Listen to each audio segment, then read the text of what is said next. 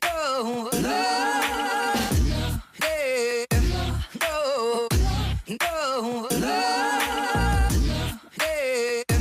Go, go, love, yeah.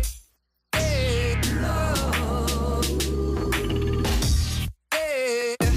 Go, go, love, yeah. Go, go, love.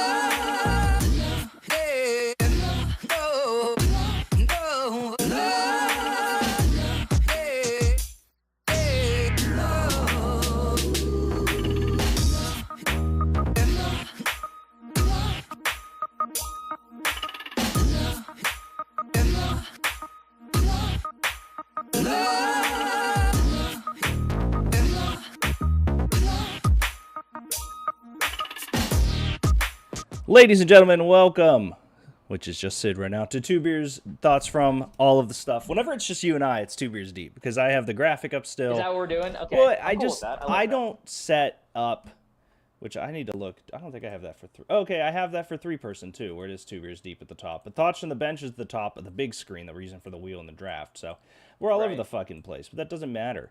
It's okay. No. We'll see. We're all over the place in general at this company, at this show. Come on, like it's normal for us at this point. It's a valid point. What's going on today, Greg? How are you feeling? I'm feeling good, man. Better than our other partner, who's unfortunately not here today with a what can we be described as a victim of assault? Yeah, he got kicked in the dome by his wife. He got heel kicked in the dome by his wife. Like donkey kicked. Yeah, like a bitch. Yeah, that was a powerful goddamn kick, apparently, because it knocked him so silly that he is lying on a couch right now in Oklahoma City. Like, and he doesn't even live there. No, he's just he got kicked to Oklahoma City. He got kicked all the way to Oklahoma City. Like, that's a strong ass kick. Shout out to Lanzo for being strong enough to be able to do that to your husband. That's a credit to her. Yeah, she got the business. She got the business. She can buck. All right, Greg. So here's what's going to happen. We have an hour show tonight because Josh is not here. It's the first football game of the year, but we are starting the show off doing my friend's fantasy league. So my friend group that I'm in, that Greg is agnostically now. You have been anointed the trade decision maker. Have I? I did not know I had this on. I was supposed to tell you when you were here. I think I told you at one point, but not really. So you take over Sid's role. Okay. Yeah, Brett, you are not the first comment, but I think what he was saying was you, Sid, only get the first comment for being first. Maybe I'm wrong. Greg, your job, because here's the situation. I put together a trade package that was very legit and very good. And Brett, if you want to put them in the chat, please do. For Cooper Kupp from Barrowman. And this was the year that Cooper Kupp got hurt. So was it 2 years ago, last year, whatever it was? No, it was last year because Puka went off early in the year because Cooper wasn't playing much, yeah. So what happened, Greg, was I put together a trade package that was completely fair and doable, and Sid backs it up. But the problem was this was before Sid. This was back in the era of we don't want Derek to win. So they canceled, or they basically, in the group chat, all started in front of me being like, we're vetoing this trade. Everyone veto this trade. Like, this trade is stupid. Like, we're not letting Derek get cut. They were like, Behrman, you got completely ran over. Like, telling Behrman. And Behrman's like, well, I don't want to do it anymore. Like, everyone veto it. And I was like, dude, we talked for 3 days about this trade. Like, he put it in. So Behrman got bullied. So Behrman essentially got bullied into letting go of a trade. Okay, that's I'm seeing this very clearly now. So Behrman got bullied into which the trade already went through, Greg. We already sent it. But Brett and Chad started a coalition against Deke to basically just not give me, let me get Cooper Kupp, which he ended up getting hurt. So now they're all saying, oh, you're welcome type shit. So what we did, we are talking about this story. Barry got roasted on that trade. I've never heard this, so I need to hear this. So the genuine best thing about it, to Brett's point, is that everyone basically started calling Barry an idiot. And he doesn't know fantasy, and why would you make that? I'm like, no. And he came back at me, and I was like, dude, no, that's a good trade. We talked about this. Stay on planet Earth. And so what we did, because I was just like, guys, I'm going to quit if this is how it goes. If that's how it's going to go, I'm going to quit. And we've had so many guys in that league. We all have weak weak mentalities and sensible stummies try to quit. But what we did was we put Sid in charge of all trades. So Sid Okay. was in charge of all trades. We had a guy leave the league who wasn't in our group chat. Sid jumped in, and now we need somebody unbiased who can look at the trades and approve or deny. And that is, you have final say. And here's the thing, All right. I will text you the trade. You make a decision. I screenshot the conversation. I'll give you Sid's number. He can verify with you that I didn't alter it. But you have final say on all trades in the league, or else I change them back. I like this. An unbiased person who has no dog in the race whatsoever, so I can be impartial in this case. But here's the thing that I find interesting. Who is the commissioner in this league? Me. Is it you? Mm-hmm. Okay. So there's a couple routes that you can go in this league. Number one, if you wanted to run your league as a democracy, you could easily put in a thing where it's like, this is the trade. Everyone chooses. But they whether or had not 2 it's days to veto it, and my point was they all ransacked the veto because they just didn't want me to get him. Or here's the other thing that is, if you're the commissioner, you run this shit like a dictator and say trades are trades. You don't have any say in what's. No, you don't understand the weak minds in this group. The Imagine a fantasy football league with 9 little fingers and Barrowman. Like, just 9 people who really are all toxic, sensitive. Imagine me on my worst day multiplied out in this chat, just toxic and fuck you mentality, and hey, everybody, we're conniving and gonna get them. And so we can't do that either. I'm just picturing a very big thumb as Barrowman, and just like all of you guys having like very tiny like baby fingers. Yes. As well. Well, no, Barrowman's he's just there for a good time. So Brett brings up a good point too. Barrowman probably would have won the league that year, is the best part. Like, Barrowman probably with my trade would have won the league that year, and it's funny in hindsight, but it was terrible. Barrowman should really be pissed at everyone else in this No. He should be pissed himself for being a weak mental being, because he was convinced it was a bad trade. RJ says, I don't deserve this. Fuck you, RJ. You're just as bad. You have a lot of weak-minded people in your league. This is not good. See, we don't. They're all amazing, strong men. Some of them are fathers. We all have really good jobs. We're all adults. In this chat, though, it's like the playpen from Rugrats. Nobody outside can hear us. Like, everyone else in the world are adults. Our wives, our significant others, they don't give a shit about this. But us in the Rugrats playpen, we all understand each other. And then there's Sid, who's like Angelica, who's like, yeah, I know what it was like before this, but now I know what it's like as the baby and can communicate. Chad said Barry drafted 3 quarterbacks last year. He did. And Barry catching strays. He was planning for injury. Nothing wrong with that. Nothing wrong with that. Let's crack these beers, Greg, and then we'll get to this draft order. 3, 2, 1, action. What are you drinking, buddy? Last of my 4-chord Music Fest decade from Dancing Gnome. I must say, one of the best collabs I've had all year, and I'm very excited they were able to do this. That explains why you're milking it. I am drinking the Black Abbey Pub Ale. We had to get it for a shoot at work, and so I went back and bought some Black Abbey. Their Pub Ale is really good. Pub Ale is nice. Good. By the way, I saw a thing, speaking of Tennessee-based beer, I saw something online today that Yeehaw Brewing and the Tennessee Volunteers are creating their own collab beer at home games at Neyland Stadium this year. That's pretty sick. It'll be cool. My feeling is it's going to be like the non-infringement trademark IPA, but official. But actually trade. Yes. Yeah, it'll be cool. I'm excited to try that. All right, Greg. So this league, 10-person league, it has Meech, it's got myself, it's got Nap, it's got Barry, it's got Brett, Chad, EJ, RJ, Sid, Bueno. That is the 10. We are looking at a wheel here, and the order. So what we're going to do is do the order. And then we're going to drop into a mock draft. I apologize to my parents. They're both watching, but they are like, why is this the show they're doing? This is what we decided to do tonight. I apologize. This is what we decided, yes. It's only an hour. You can live with it. So, all right, let's, here's the thing. I listen to Chip every Friday. Thank you very much. He can listen to this for an hour. Which, shout out to Under the Table and Dreaming. I would check it out tomorrow, guys. We have Cousin Brian on this week who works at Inner Groove Brewing. He comes on to talk about his, they did a Bike for MS event. We talk about him growing up as the kind of older brother of me, and how I watched his house once and Moorhead got locked out and we threw him onto the second floor of the roof to get back in. It's a very funny episode. It's a very good episode. Our first official guest on Under the Table and Dreaming on Spotify. Check it out. All right, Greg. So what we're doing? Cousin Brian show his tattoo in this episode. Does. Cousin Brian does. How did you know he got a tattoo? Because I listened to your show, you dingus. Like, I remember your dad bringing it up. I don't even listen to that show. All right. Mm-hmm. No, it was funny. So I will say, I said to Chip, I said we average about 7 listeners an episode, every episode. Mm-hmm. And I said, so now Right. that we have one on, maybe only 6 people are going to listen to this. And my dad said, well, all 3 of us are listeners, so maybe only 3 people will listen to it. And I said, Chip, have you listened to an episode? And he goes, no. And I was like, well, then you're not a Yeah. listener. No, you don't count. All right, so here's the wheel, Greg. I got it up. When I spin a name, they are the 10th pick, and then the Got 9th it. pick, and then the 8th pick. We were originally going to go to Top Golf and have Barry drive and list every ball. It got Ooh. too logistically.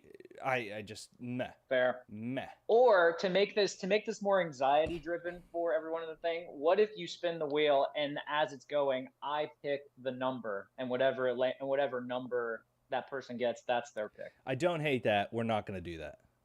All right, fair. There's too many It people. was just a thought to make things more I ridiculous. don't hate it. There's the entire league is in the chat, and if Yep. somebody waits until the end and they have the 10th pick because you waited till then to give that 10th pick, I, as the commissioner of this league, do not have the mental fortitude to fight through this group chat tonight. After the show, I am putting on the Hall of Fair. Fame game. I am finishing a couple fries I had from lunch, and I am playing Halo with my friends. And I am Fair enough. with these same friends. So I love you, By the and I way- respect that idea. By the way, I'm watching the pregame. They have Jason Kelsey on. He's doing Monday Night Countdown now this season. He's wearing a beret. And Good for him. may I just say, Jason Kelsey on my TV is great for football. What can I say? All right, the 10th pick in the This League goes to... Oh, boy, I'm nervous. Okay, I'm gone. RJ, who is in the chat. RJ with the 10th pick. Listen, if you're good at fantasy football, you can make 10th pick work. Oh, 10 and we'll be fine. The 9th If pick. it's serpentine, you're fine. You're fine. The 9th pick goes to Barry, who did not confirm that this is how we were doing it because he's on vacation. Do not care. Barry is the 9th pick in the draft. He'll be fine. He'll learn it later on. Yeah. All right, here we go. The 8th pick. The 8th pick goes to Bueno, who also did not confirm this is how it's getting done, so I'm sure he will complain. Oh well, he'll learn eventually. All right, so here's what I'll say. Everybody in the chat right now still alive. And Nat See? brings up a good point. The 10th might be the best pick in a 10-man draft because you get 10 and 11 and then That is true. powerhouse swap there. So, That is very true. all right, so just to recap, RJ has I guess RJ's in the chat and has the 10th. Sorry, RJ. RJ has the 10th pick. Barry has the 9th. Bueno has the 8th. The 7th pick goes to I feel like I'm watching the commissioner draw packets from the. Sid, the former trade commissioner. Sid is the 7th pick. The 7th pick there. All right, here we go. The 6th pick goes to Bert. Brett comes in at the 6th spot, which I think is a good spot this year, and we'll talk about it in the mock. Interesting. Okay. Well, so you get through, I'll just talk about it now. You get through the top 2 running backs if it's Bijan, Brees, CMC, that 3. You get through Lamb, Hill, and Justin Jefferson, and at 6 you're sitting there probably with a Chase or one of those guys fall, and so you get the best of the elite guy there. And so at the next pick Right. you're looking at an AJ Brown or something like that. So is anyone writing this down? RJ, yeah, I have it down. I have a notepad. Brett gets 6. So left is EJ, Meach, Chad, Knapp, Derek. The 5th pick goes to EJ. EJ comes in at the 5th pick. I also love too that people can actually see this being done live. So if you do end up getting the first pick by accident, it's not like people can cry foul or some shit. It's literally there. Yeah, and It's right there. to Knapp's point, this is a show that is recorded that lives on our YouTube channel, RJ. So even if my writing down doesn't work, it's on YouTube. It's recorded. All right, Chad, Knapp, Meach, Derek are the last here. Transparently, I'm very cool with any of these. Because there's 3 running backs and 2 wide receivers that I would want at the top. So this is a very good place to be. Let me make sure I wrote that. Okay, the 4th pick goes to Big Meech. Meech comes in at 4. All right, Meech had it now. Wow. Okay. All right, this is the battle for CMC, I would assume, but I guess I'm liking it so far. Here we go. The 3rd pick goes to. Which, by the way, shout out to CMC for the 99 Club joining again. Yep. Did I get it? Yep. Okay, I got the 3rd pick, which makes me feel good. Mm. I don't want any collusion. Nope. So the 3rd pick. Now here's the question. Okay. I will ask Nap and Chad in the chat. Do you want this next spin to be for the 2 or this next spin to be for the 1? Chad and Nap. What do you think, Greg? Because I think it should be the 2 because that's how we've been going, but a little anticlimactic if the other one. Nap and Chad, please feel free to give me your opinions in here. RJ and Brett, you can put your opinions. I don't know if I'll care. I don't know. I feel like we should have it the opposite, where whoever wins this should get the first. That's my opinion, personally. So Chad said same way. So this is for 2nd. Okay. Okay, so this spin is for the 2nd pick. Mm-hmm. It is the same thing, Nap, but it's not because this spin covered for the 1st. This is for the 2nd pick. So whoever's name this isn't on gets the 1st pick. The 2nd pick goes to Chad. Donda's Warriors gets the 1st overall pick. Well done, Nap. Damn. My guess would be he's going to do something funny. What makes you say that? Nap won a league, notably doing something I criticized him for. He drafted, I forget who it was. I think it was Gronk and Kelsey or somebody like that. 2 tight ends. But hear me out. This was in one of my famed relationship couple leagues. And so Nap won it, but it's one of those, it's got a little asterisk to it. So, okay. never know. Okay, so let me put this draft order in the group chat to make it official. And then, guys, if you want to jump in that sleeper link, we can get this mock underway. Let me send this photo. I haven't done any mocks at all so far this year, and I really need to because I've got drafts coming up soon that Greg, I need to prepare for. Your best bet is to jump in the 5 spot.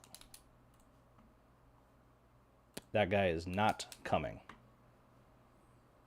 I also cannot invite from in-app this way, Brett, on desktop. So if you need that, here's the link again. Yeah, Nap took 2 tight ends in the first 2 rounds, and it worked out. All right, let's get everyone in here. Greg, if you want to jump to, I would say the 5 is safe. The 9 is safe. The 4, 5, and 9 are the safest ones. Yeah, I'm trying to. The app's being weird for me. Like, it won't let me. Let me see if I can invite you via my phone, because then I can get Brett too. Because I never, with desktop, it's so weird, man. Well, I'm on my phone, so like that's also going to be like the. No. I'm saying on desktop I can't like invite you. Oh.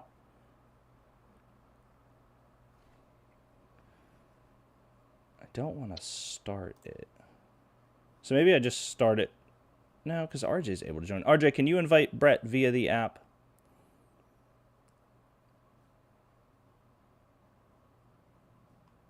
Oh, wait. Maybe it's... Okay, never mind. I got it. I'm inviting. Invite friends. I'll invite you. I'll invite Meech, because he's in this league. I'll invite Brett. Greg, your name is probably GRM. Yeah. Invite Barrowman, because he's weird. in Like, this I'm using league. the link.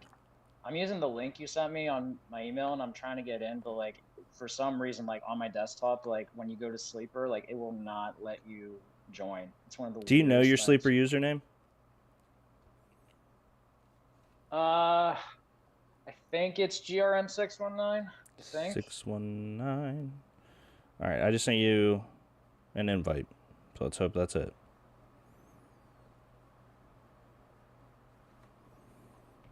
Nappy boy is in. Did you get that? Hang on.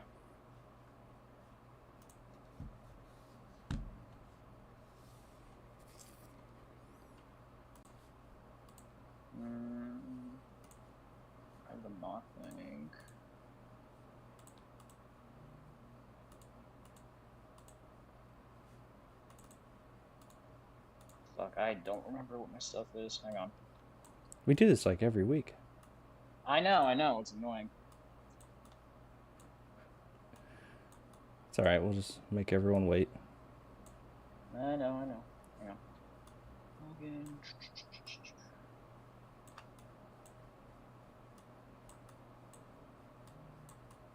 All right. Let's get over here, get this draft board up. I should be able to put this down, and you can see the whole kit and caboodle there. All right, we got Nap in, Brett in, Sid in, Kendi in, me in. Greg accepted your friend request. Okay. There we go. Fuck. Chad, are you joining? Because I'm about to press Lego on this psalm bitch. We'll give him a minute here. Yeah.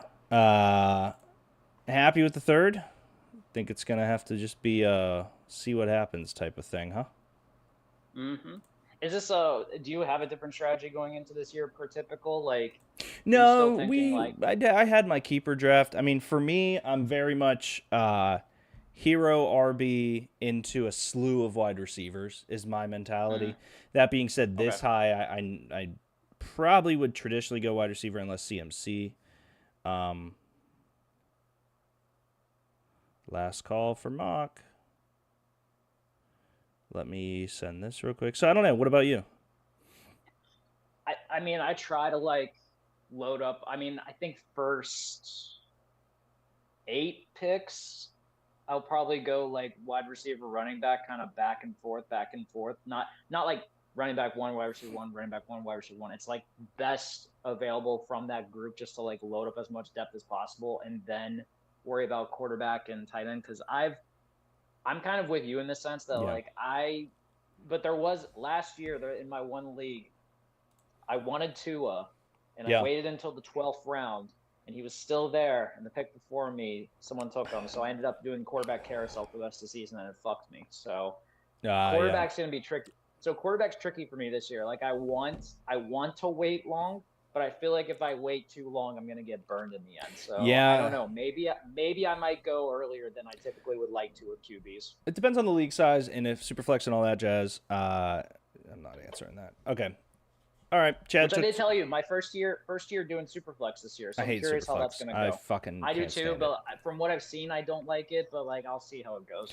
All right, Nap, you are on the clock. Yeah, for me, Josh Allen went in like the 4th round, and then no one took quarterback for a while, so that guy regretted it. CeeDee Lamb, a wonderful first pick there. This is on CPU, not auto, so let me click that button. Where's that at? Is it draft order? So that at least should be CMC right there, I imagine.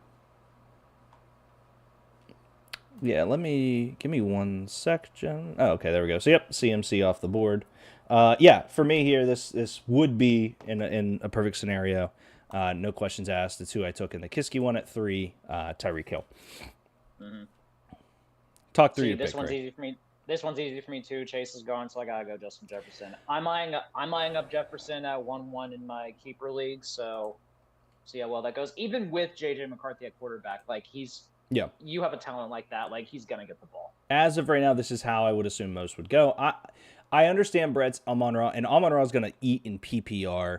I'm curious if the Jameson Williamson, I think it's his name, Jameson Williams, there it is.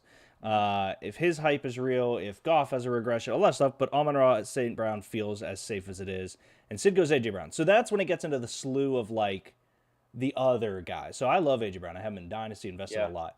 There, you either go him or Brees or Robinson. You will see. I mean, Kendi comes back here with Gibbs, and just a really good location there, because you're looking at me with a Hill. He's going to get 2 guys that are going to be scoring damn near the same. And he goes Barkley, which, new location. It's wild to see, like, how quickly stuff changes in fantasy. Like, Amon-Ra St. Brown, Puka Nacua, Jahmyr Gibbs are all looking as, like, first-round picks and stuff like that. So it's fascinating how crazy this stuff changes. What do you think about Drake London this year? Man, I don't know what that offense is going to look like. So I'm kind of like, I'm in a wait-and-see approach on that. I am finally expecting, and I know I'm gonna have my eyes rolling this one, but like Kyle I'm finally Pitts. expecting Kyle Pitts to do something. I took him over am. Evan I Ingram think in my Kiski league because I feel like this will be a good year for him. I hope. We'll see. so I'm gonna continue the train going. I'm gonna go Devontae Adams here. Yep. Bad quarterback play, I get it, but like if you have an elite talent at receiver, like he'll make stuff happen. It always does. Yeah. It's always if you have a bad quarterback but an elite wide receiver, odds are that quarterback is gonna try to go to him as much as possible in some sort of way. So like I feel like he'll get those numbers up regardless. Larry Fitzgerald did it for all those years too. So like I think it'll be fine. Yeah, I agree. I like Marvin Harrison Jr. I don't like him for a redraft league. I think even the best rookie year is going to be tough for him to get to, and it's not a knock. I think Kyler Murray is a great quarterback for him, but this is where I'm going to get the running back that I think is slightly ahead of the other ones. Give me Kyrene. I love Etienne. I love the Achane upside. I think Derrick Henry is going to be a touchdown monster there. But then after those guys, there's a massive drop here. So in a 10-team league especially, I think I might bite my tongue when I say I'm going, one running back receiver. We'll see what falls. Etienne goes for Nap. I think that Travis Etienne is one of my favorite players in fantasy. Is 10-team league, especially like around the situation too, where it might be best to probably get your running back like maybe as early as possible, just to kind of like see that fall, because it really does fall quickly when you just look need at kind points, of depth man. here. Points are your friend in fantasy. Or in fantasy, in a 10-team league, excuse me. Well, yeah, that's true. Yeah, I'm not going to go, Laporta and Kelsey here are really enticing, but I think at a 10-team league, there's only going to be maybe 12 tight ends off the board, so I'm not really stressing there. What I'm fighting between now is Achane and Henry, and I'm going to go Achane for the upside. I think Henry comes in, Greg, for a huge touchdown upside. Could catch some passes out of the backfield more than he traditionally does, and there's no one else on the Ravens roster running-wise I like except for Lamar. I'm curious what happens with him there. I think Achane is in a mixed backfield. Raheem's still there, and you have the new guy, Jalen Wright, out of Tennessee coming in, so interesting, but his speed is too much. But those games that Achane went off were absurd. Yep. Absurd in some of those fantasy leagues. So that's why it's enticing. I'm here. I wouldn't mind getting Travis Kelsey this early because it's not a bad option. But again, I need to get my running back depth going, so I'm just gonna go Henry right here. And I'm expecting them to use him a lot in that offense because I think this is possibly the best. This is probably the best running game that Lamar's ever had to work with. So maybe his numbers go down a little bit, but I still think Henry will get the ball a ton to work with. Yeah, you can't go wrong with either, guys. I think in the first 6 rounds of a 10-team, your job is to just be as safe as possible. And then you can start taking some swings.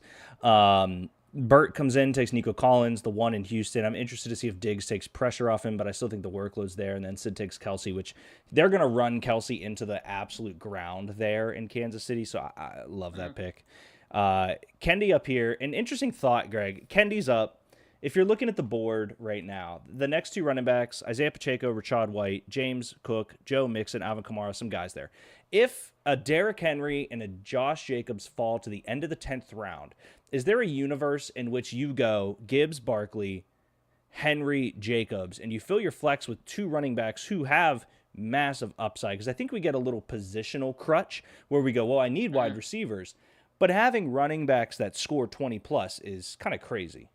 Especially ones that are going to get a lot of looks, because I really like James Cook this year, especially now that he is the number 1 back and he's not going to have to split carries much for this team anymore. So that is very enticing to go with that. Yeah.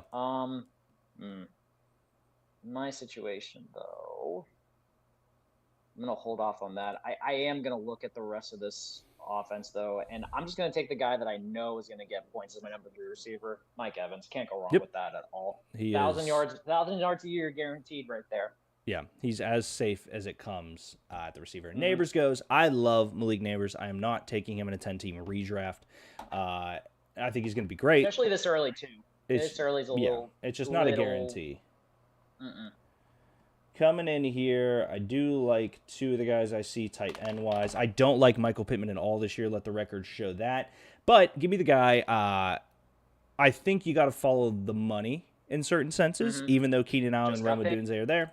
DJ Moore, massive upside. In my Kiski league, no one cares about your fantasy league, but in my Kiski league, I waited until the 8th round and I took Caleb Williams as my QB1. And then Nice. because I had traded away a pick and have Mike Williams who's on IR, I picked up Aaron Rodgers for free. So I have high upside there.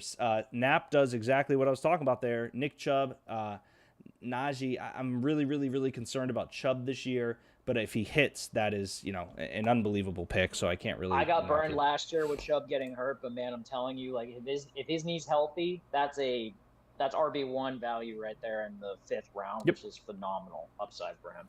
I'll go Cook, and then we do have. I'm gonna guess that's EJ. EJ, did you just get a YouTube account today? Yeah, so we do have quarterbacks going. Josh Allen, Jalen Hurts, CJ Stroud, Patrick Mahomes, all taken by the computers. Brett taking Lamar Jackson, the first user taking a QB. I would say that's the S tier quarterbacks all gone. Mm-hmm. Yeah, and I'm gonna hold off a little bit on the QB play, and I'm gonna still load up on weapons. I'm gonna go Cooper Kupp. If he's healthy, Yep. I think he's still gonna put up numbers, even if Puka Nacua got those looks last year because of Kupp getting hurt. And I still think Kupp is probably Stafford's favorite target to a degree in that offense. So I think he'll eat up Maybe. pretty well. Yeah, maybe. Don't hate it. And this is where the danger kind of falls in, where I get antsy with these drafts, because like if I load up on too many receivers from the beginning, it's like fuck, I have to like spin my wheels to like get a running back and stuff, and now I'm like fuck. So that's the part that I'm trying to avoid. It's like I want to get some balance in, but then it's a struggle to get balance where also you're like shit.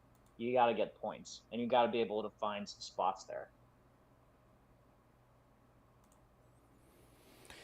Coming here, Kendi snagging a pretty balanced roster with Mixon. I love the upside of Pickens this year with an actual quarterback. Teammate takes one of my gems there in Kamara. Kamara, agnostic to quarterback play there. Had a tough start to the season, some suspension stuff, but is amazing. Aaron Jones for Sid. I'm a little worried about longevity for him, but he is the guy there. Ty Chandler's still there. He's really not going to sniff any of Jones' main touches. And then He's Brett. got a rookie quarterback he's playing with, which running backs are the best. I think it'll be Sam Darnold first. You think? Yes. Okay. And then Brett actually takes my number 1 player to grab this year, Amari Cooper. You can get him late. He'll be a flex play for you. He just got paid and got a bonus this offseason. Last year was one of the best receivers in fantasy. Cooper is a guy that I was going to snag here, so great pick, Brett. Yep, and I'm going to get my second running back. Give me Kenneth Walker right here. Yep. I think RB2, it's a little high for him, but again, I'm playing with what the board is giving me, so I like the receiver depth I have. So maybe I'll look at some other late picks to maybe load up on that to probably balance that out a little bit, but this is the danger of trying to figure out, like, balance versus, like, just getting best player, essentially. I'd agree. A lot of swings can happen here. I have a good feeling I can get the guy that I want on the back. So let's go with James Conner. They drafted Trey Benson. I like Trey Benson a ton, but he's not really a plug-in starter in this world. Wow, Knapp comes in with Worthy and Addison. Addison recently arrested, probably going to miss the start of the season. Worthy, though, huge upside, big fan. I think that's a great snag, and he might be able to finally be that guy for Mahomes. Man, that would be very, very interesting there. And also, like, they showed video of him, like, I think at their first practice, like, just going yard on a touchdown pass, and they had Chiefs fans, like, finally drooling about, oh, my God, we have their first Tyreek Hill in a long time. But we'll see. Although, I mean, come on. Like, if you're going to spend a first-round pick on a guy, you would hope that he actually gets some look in this offense, too. They can't keep using Kelsey until the end, though, right? Can they? No. They can, but they can't. So my guy did continue around here. I think that the upside here is QB1, AR in Indianapolis. I didn't want to believe him coming out of college as what they picked him to be. We've been spurned by a couple guys that way. He playing showed he is a fantasy-friendly quarterback. All the weapons you need there, a decent defense. I love Anthony Richardson. Those first few games that he played, where he just had, like, he played without fear and without risk or anything like that, like, it made me a fan of his, which is surprising to me that you're not a fan of Michael Pittman this year, because he's probably his number 1 target, unless you're thinking like a different. Well, they have AD, they have Downs, they have obviously Jonathan Taylor. For me, Michael Pittman is a super safe, non-touchdown receiver. Like, he does not, his numbers decline year over year. He went from like 22 average to 18 average to 16 average or something. I'm just, he's one of those guys, I think the name gets people to go there, and I'm not in love with it. I'm going to take a guy who's at an impasse in contract talks, so I think he's going to have to ball out in order to get looked at. Give me T. Higgins. Yeah, I'm interested on Higgins because I hate drafting twos when ones are there. And what I mean by that is like Terry McLaurin's still there. Rasheed Rice technically might still be the one. But for me, Higgins is somewhat agnostic to that. He is huge. He is a favorite target for Burrow. And when Chase is out, he eats. So I like that pick a lot. Absolutely. My question for you is, you drafted a bench guy there. Does any of that weigh in when you're looking at your team? So, for example, I'm not going to, go and scramble to grab a tight end next, but you could have grabbed, another running back or something there, and you went to your bench or your quarterback. Does that matter to you at this late stage? A little, but to me, it's more about just getting as much talent as possible because I don't want to necessarily because that's kind of like the reasoning for why you wait till like maybe the 11th or 12th to get a quarterback, which is definitely like a starting spot. But for me, it's accumulating as much talent as possible because you never know when injuries are obviously going to happen, and also like bye weeks are definitely a thing. And plus, matchups also kind of play a factor in that situation. Like if a guy's not going to play well, or a guy's playing against a really good corner, they have a good pass defense that they're going to struggle against. Maybe it wouldn't hurt to pick up some extra rounds. So for me, it's all about getting as much good depth as possible, and then like maybe worry about mixing and matching who's the good starting option at that point. Yeah, there goes Ingram, there goes Pitts, there goes Kittle. I was hoping one of the three would fall in, but they did not. Burt with Kincaid and Trey McBride. Kincaid, I mean, Keon Coleman was my pick for Bus. He looks pretty good there. I hope I'm wrong. Dalton Kincaid is the number one target probably on that team for Josh Allen, so I like it. That's one of the reasons I have Cook so high, and Trey McBride 8.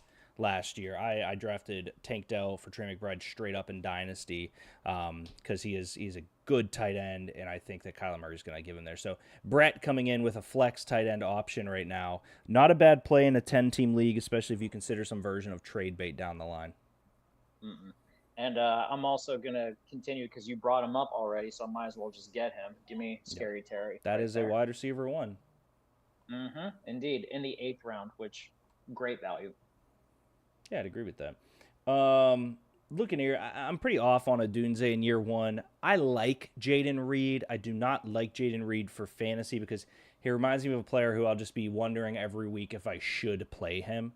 Is Reed the number 3 option? I would say 2 right now, but may be the quarterback's best friend type of guy. It's an interesting dynamic there. So just one of those because I mean, like if I'm ordering like in terms of like the most important players that like Love's gonna go for, like I would assume Watson's the number 1.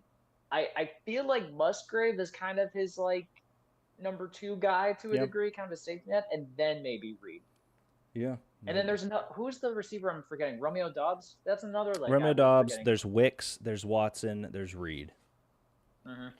I do want to snag something here that matters. And so I know Knapp took Worthy, but we can't forget that Hollywood Brown is also in Kansas City. One of them will get that streaker role. I think Worthy's the obvious pick for it, but Hollywood Brown still should eat in that offense with Rashee Rice. Knapp, back-to-back tight ends, just draining the fucking swamp, that piece of shit.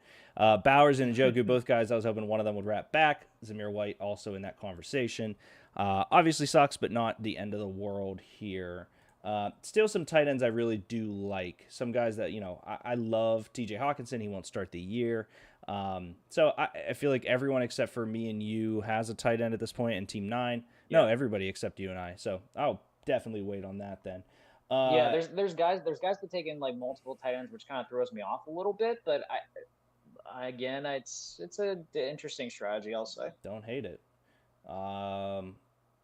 Let's walk in here and just make everybody tingle a little bit. Give me the Steelers starter. And the 9th, okay. Can't go wrong with that. Interesting.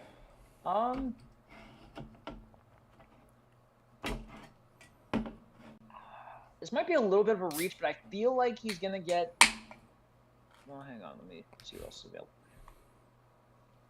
You know what? Like, okay, so like if I'm loading up my back situation, like I don't think I'm going to rely on him to start, but I feel like he's probably going to get some 1 looks in that team. I'm going to go Javonte Williams. Yeah, I was looking at Williams with the Warren pick, and I was looking at Mostert.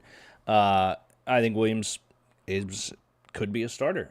All signs point to him have not been healthy the past 2 years, and the team really likes him. So there's a realistic chance that he walks out there as the starter now. What the absolute shit that Denver offense looks like is a different conversation. They're starting the season with Stidham or Bo. They walk out with Cortland Sutton as the only real receiving option, I believe. Not sure what they're doing on offense or defense there. They kind of traded everybody except Surtain, which is interesting. So it's a decent flyer. I was hoping to get Austin Eckler on the back end in the 10th. Yeah, he's been going really, really, really behind, which surprises me because, yes, he's slow as all dirt, and I like Brian Robinson, but he's still Austin Eckler, so that did surprise me. Yeah, he's very effective. He's on a list of guys that could be league winners at that point. And Kendi takes another fucking tight end. You guys suck. I'm very thrown off by that. Now he's just trying to like mess with you. Good thing it's a mock. Sid takes the first kicker and Justin Tucker. Sometimes you just got to get your guy. Might as well, yeah. And Brett takes Deontay Johnson. And I'm gonna get another running back. I'm gonna get the starter in Tennessee, Tajay Spears. Ooh, interesting. I thought you were gonna go Zach Moss there. Yeah, Pollard 2 rounds ahead of Spears. I think it's gonna be a 1-2 punch, and I'm interested to see how it nets out. You did a hell of a sell job for me on him because you were definitely saying that like they drafted him I love to be Tajay. the starter eventually. Yep. Yeah. Oh yeah, dude. All right, let's not get cute. I think this is the year Smith and Jigba takes the wide receiver 1 role over Metcalf in Seattle. Joe Burrow goes. Nap's first quarterback. I mean, in the 10th round for Joe Burrow, that's a great bargain. Dude, that's my point in these 10 teams. I mean, Dak, Kyler, Jordan Love, all still in the vicinity, all really, really good fantasy quarterbacks. I take a Richardson for the upside, but even in the 7th, the upside of Dak is still QB1 as well. So for sure.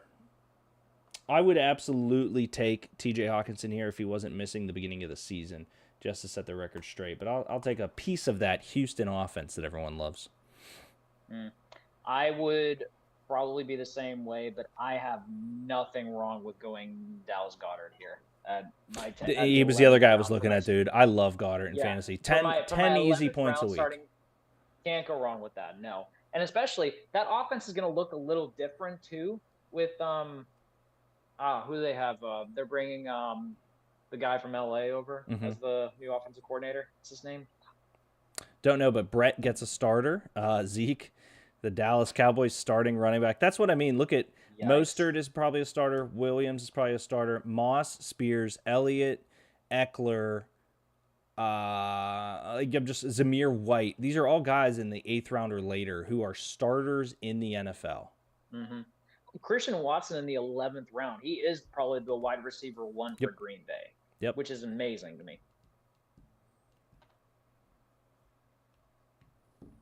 Who? Sid takes Trevor Lawrence, huh? A backup to Brock Purdy. Sid has the cutest but weirdest quarterback room I've ever seen. They are two cutie patooties, if you will.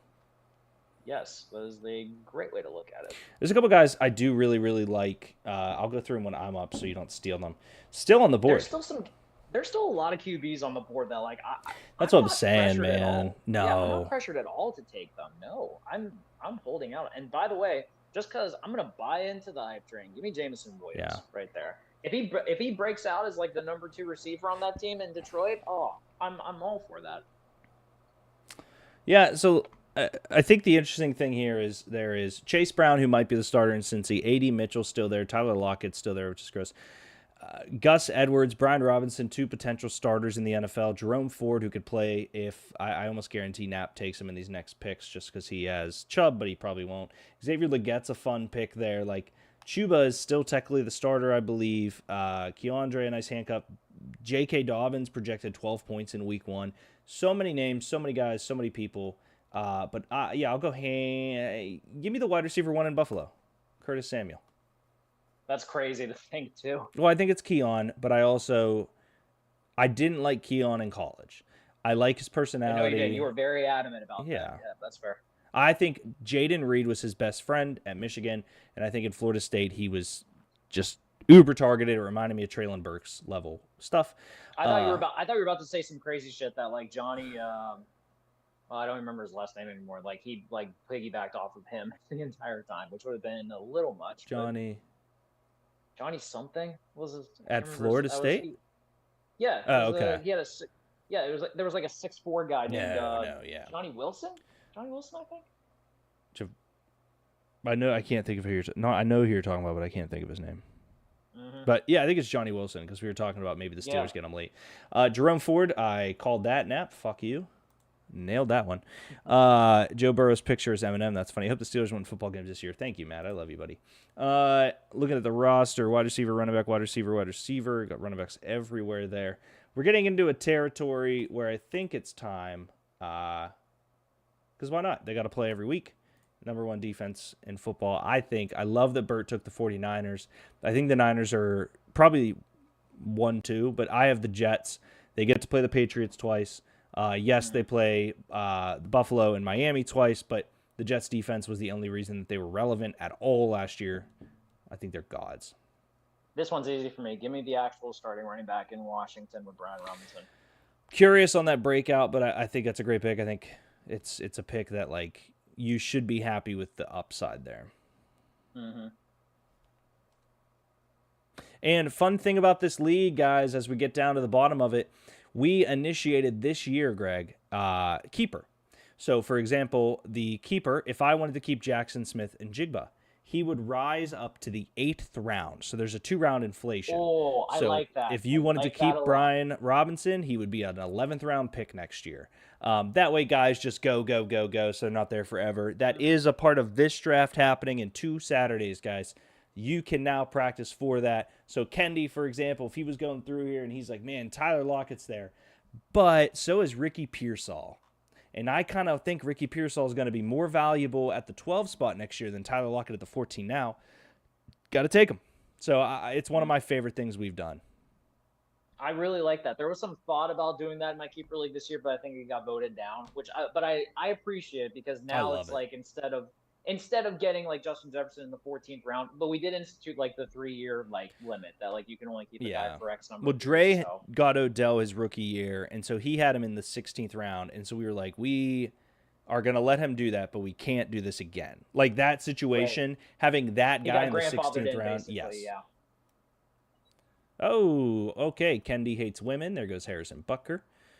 Yikes. Stay in the kitchen is what Kendi said. Tyler Lockett in the 14th round is phenomenal. Dude, it isn't. When are you going to play him? He's the most boomer bust wide receiver in football. But man, when he booms loud. He really does. He booms for like 47 points. It's just like, I don't know. It's a headache. Now, granted, it's a great pick if the other 2 guys get hurt or something happens, but... Mm-hmm.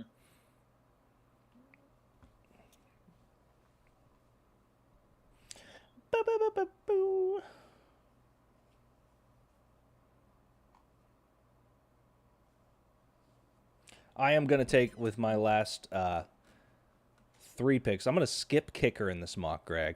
And I am going to go with late round flyers I would want as keepers. I like that. Okay. I am trying to fill out my roster entirely, so therefore that's kind of the logic I'm going with. So here, I understand he's in a walking boot, but in the 14th round, Justin Herbert is a phenomenal pick to me, in my opinion. It's a great pick. And here's the other thing too. He doesn't have Austin Eckler anymore, so like I believe Justin Jackson's the starting running back there now, or? No, it is J.K. Dobbins and Gus Edwards. Oh, okay. Sorry. The Ravens situation. But no, like even if like they go with a Harbaugh-based like rushing attack offense, Herbert's still going to get chances for. Well, it's Greg Roman like, too, yeah. Yeah, so like I don't think he might not put up 4,000 yards or anything like that, but he's going to be much more efficient than he used to be. So I'll gladly take that. I think it's very smart. For me, I'm going to go with a guy that rumors are he's already surpassed A.J. Dillon. I don't love Josh Jacobs in the long term. Marshawn Lloyd in Green Bay feels like a guy who could be the starter by the end of the year.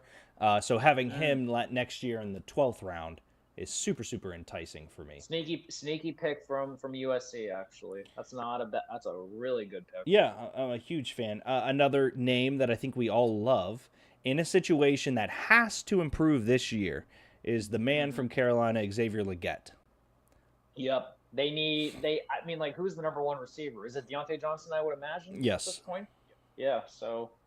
And Leggett, I don't know why. There's just something about Xavier Dude, Leggett that, like, he's I so really sick. like him. He's so Yeah. sick. I'm going to be a homer. Give me the Lurs defense, because why not? Because they are going to need to help win some games this year.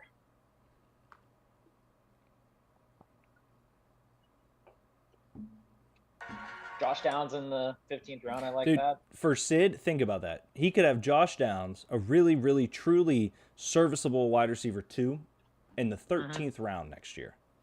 Yeah. Great Ooh. option. So Kendi waited until the 12th round. He walks away with Tua Tagovailoa and J.J. McCarthy and Roman Wilson on the flip. Sid goes Ty Chandler, who we previously brought up. Mm-hmm.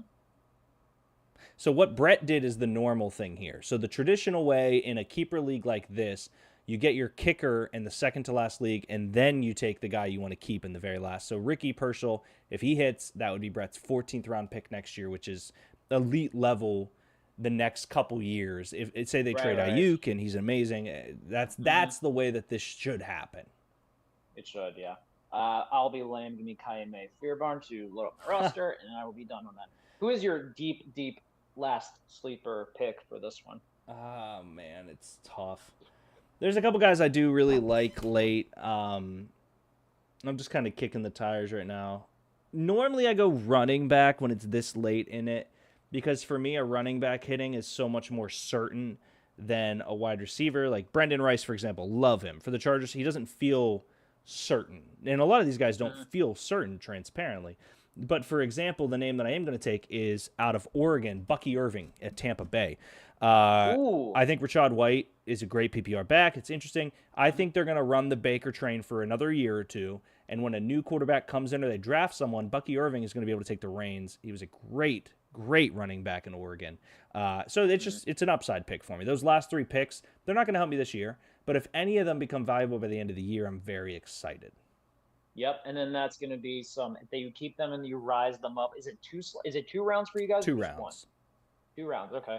Then in that case, at worst, you have a 14th round keeper, or 13 or 12. Can't go wrong with that. And worst comes to worst, I have James Cook in the 3rd, and then I would keep maybe Anthony Richardson in the 5th or something like that. So I think Knapp dipped out, so he's probably going to run his time. But yeah, I like the 2-round inflation because it allows you to have a little bit of a different draft strategy, but nobody keeps their guy forever. Yeah. I am very excited that you are still on the Anthony Richardson bandwagon as well, because I think a lot of people forgot about how dynamic he was before he got hurt last year. I think if he stays healthy, his athleticism alone is going to be phenomenal in fantasy football, and is going to put up some great numbers. Yeah, they've mentioned that they don't want to cut his running, which, like, his legs were his thing, but he also has a cannon for an arm. He does. You got to coach and credit to them, by the way, because like when they drafted him, I think the majority of us confused as fuck draft nerds the majority of us looked at him as like, oh my god, like he is all the physical tools you could possibly want, but how's it going to translate to the pros? Because I watched him at Florida, and there were a lot of games where he just did not look like he knew what he was doing. But in the pros, man, using his just natural athleticism, he looked like he fit. Oh yeah, he's the easy way to word it. He is an NFL quarterback.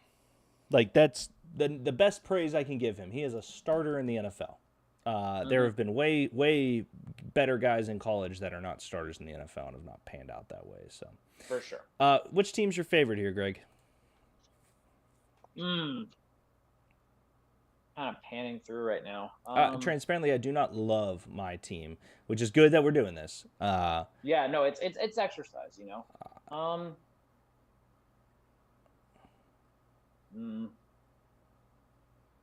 I like crazy. Good. Not crazy about Team 2, definitely. Speak to just the people. Fuck the computers. Fair. Tyler Algier in the last is awesome. Damn. Yeah.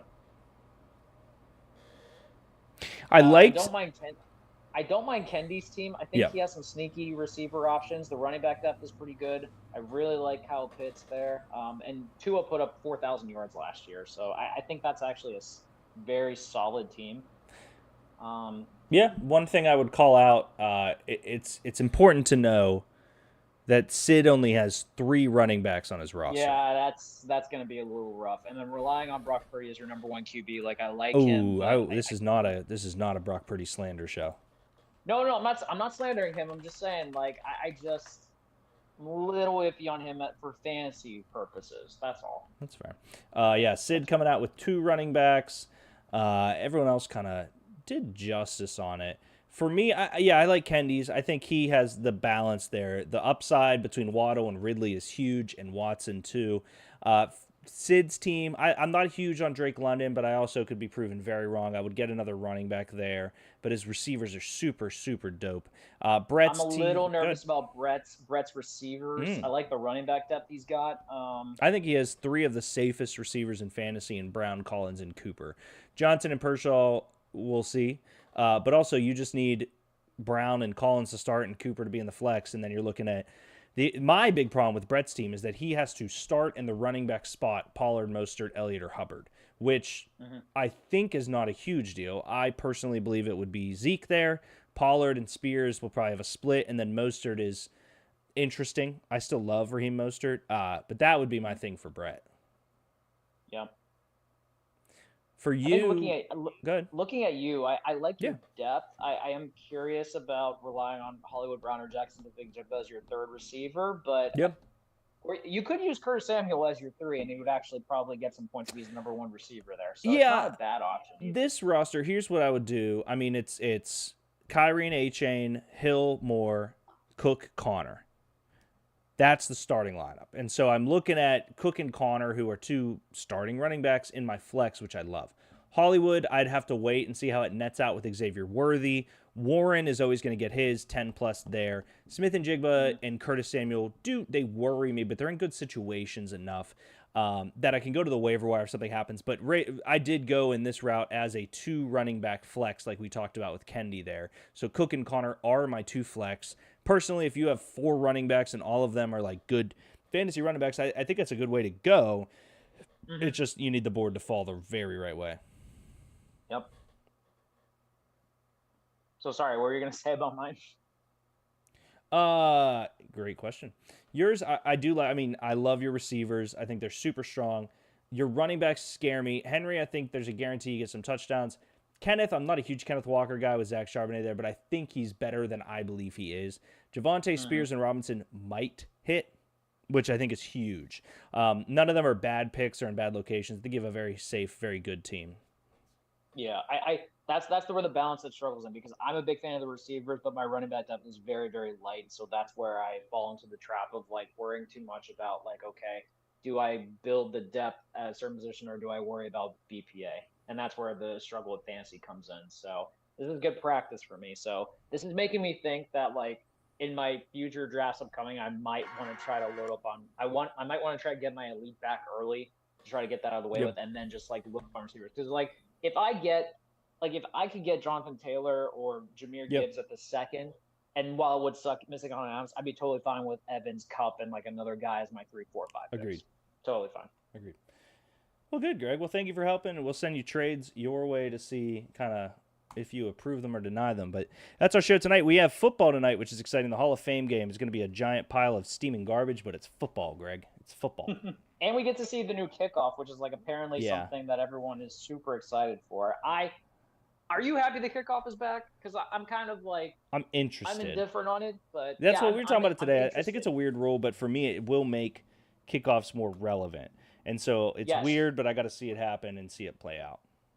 They felt very unnecessary after a while, so it was just kind of like, okay, just put the ball at the 25 and then see how it goes. But this at least like it keeps special teams important, because special teams do win you games to a degree. They can. So they can lose games too. I think it'll work out.